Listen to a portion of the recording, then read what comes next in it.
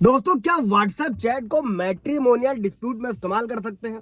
और मैट्रिमोनियल मामलों में दोस्तों होता क्या है कि झगड़े ज्यादातर घर के अंदर होते हैं और इसलिए सबूत मिलना जो होता है वो बहुत ही मुश्किल होता है। और ऐसे में व्हाट्सएप चैट बहुत काम आते हैं दोस्तों। और ये बताती है कि पति पत्नी के बीच में बातचीत कैसी थी, कोई धमकी दी गई थी या नहीं दी गई थी, क्या अपमानजनक भाषा का इस्तेमाल हुआ था या किसी तीसरे व्यक्ति से कोई अलग तरीके की बातचीत चल रही थी। लेकिन असली सवाल ये है दोस्तों, क्या व्हाट्सएप चैट सही में कोर्ट में सबूत मानी जाती है? मेरे कई सारे व्यूवर्स के भी सवाल रहते हैं दोस्तों, कौन सी चैट कोर्ट अपनाती है, कौन सी खारिज कर देती है, क्या बिना अनुमति किसी की चैट निकाली जा सकती है? दोस्तों, इस वीडियो में हम लोग सारी चीजें समझने वाले हैं कि व्हाट्सएप चैट कब सबूत बनती है और उसकी कानूनी वैल्यू क्या होती है, और पति पत्नी को जो चैट है इस्तेमाल करने से पहले किन बातों का ध्यान रखना चाहिए। दोस्तों, कानून क्या कहता है? दोस्तों, जय हिंद, नमस्कार, मैं एडवोकेट आशीष मिश्रा। लाइक कर दीजिएगा, शेयर कर दीजिएगा, सब्सक्राइब कर दीजिएगा ताकि इंफॉर्मेशन और लोगों को मिल सके। अभी बढ़ते हैं दोस्तों। भारतीय साक्ष्य अधिनियम जो है दोस्तों, वो व्हाट्सएप चैट को एक इलेक्ट्रॉनिक रिकॉर्ड है और इसे कोर्ट स्वीकार कर सकती है। जैसे व्हाट्सएप चैट है, स्क्रीनशॉट है, वॉइस नोट है, फोटो है, वीडियो है, व्हाट्सएप पर भेजे गए डॉक्यूमेंट है, कॉल लॉग है। लेकिन इसमें आपको ये ध्यान रखना है कि चैट असली, सही और बिना बदली हुई होनी चाहिए। उसको भी विस्तार से समझते हैं और कोर्ट व्हाट्सएप चैट को इन मामलों में सबूत के रूप में मानती है। जैसे कि तलाक का केस है, दहेज उत्पीड़न का केस है, घरेलू हिंसा है, मेंटेनेंस है, चाइल्ड कस्टडी है, एलिमनी विवाद है, एक्स्ट्रा मैरिटल अफेयर के आरोप हैं दोस्तों। और व्हाट्सएप चैट मैट्रिमोनियल के मामलों में उपयोगी होती है, यूजफुल होती है। इसी के साथ में अगर किसी तरीके से जो है क्रूरता और मानसिक उत्पीड़न करी जा रही, वहां पर भी व्हाट्सएप चैट क्रूरता साबित करने में सहायक होती है। और जब किसी तरीके से गाली दी जा रही है, धमकी दी जा रही है, अपमान किया जा रहा है या बार बार ब्लॉक करके परेशान जैसे व्यवहार अगर शो हो रहे हैं उसमें, जिससे मेंटल जो है तनाव उसको साबित किया जा सके, यहाँ पर भी।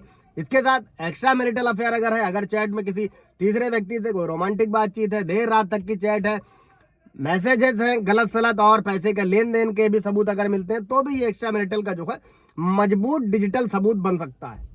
इसी के साथ में अगर चाइल्ड कस्टडी का केस है, तब भी चैट सबूत बन सकती है। जब उसमें बच्चे से दूरी या फिर बात न करने देना, उसे छोड़ देना या उसकी जरूरतों को जो है नजरअंदाज करने जैसा व्यवहार है, जिससे पेरेंट की लापरवाही साबित हो सके।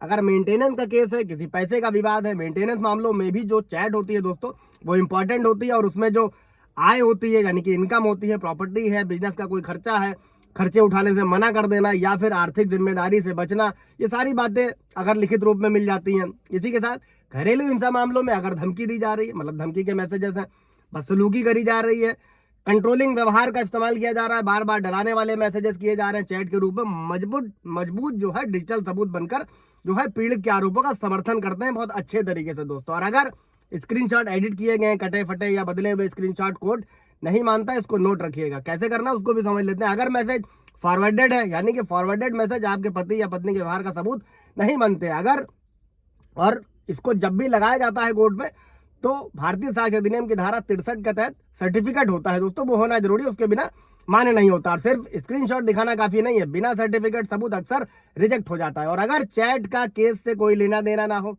यानी कि जो चैट है वो मुद्दे से जुड़ी नहीं है, उसकी कोई वैल्यू नहीं है, अगर चैट गैर कानूनी तरीके से ली गई है, जैसे किसी के फोन में चोरी छुपे घुस कर अगर चोरी छुपे चैट निकाली गई है, और अगर कोर्ट ऐसे सबूतों को जो है मानने से मना कर सकता है। आपको कानूनन जाना होगा, जो भी एविडेंसेस लेने हैं, जो भी कलेक्ट कर रहा है।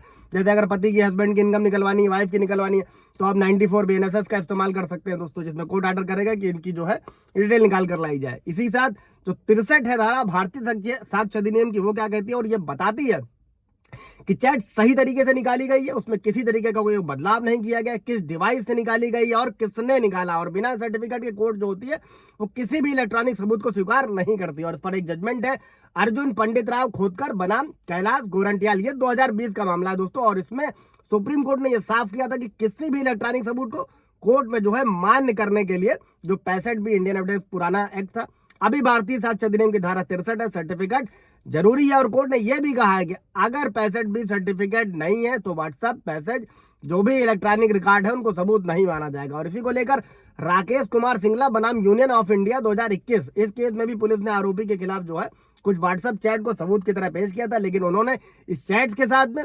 65B का सर्टिफिकेट नहीं दिया और कोर्ट ने कहा कि बिना सर्टिफिकेट के व्हाट्सएप चैट कानूनन मान्य नहीं होगी। अब ये दो जजमेंट आपको इसलिए बताया ताकि आप भविष्य में अपने केसेस में इस्तेमाल कर सके। कोई सवाल जवाब होगा तो कमेंट में पूछेगा। Thank you.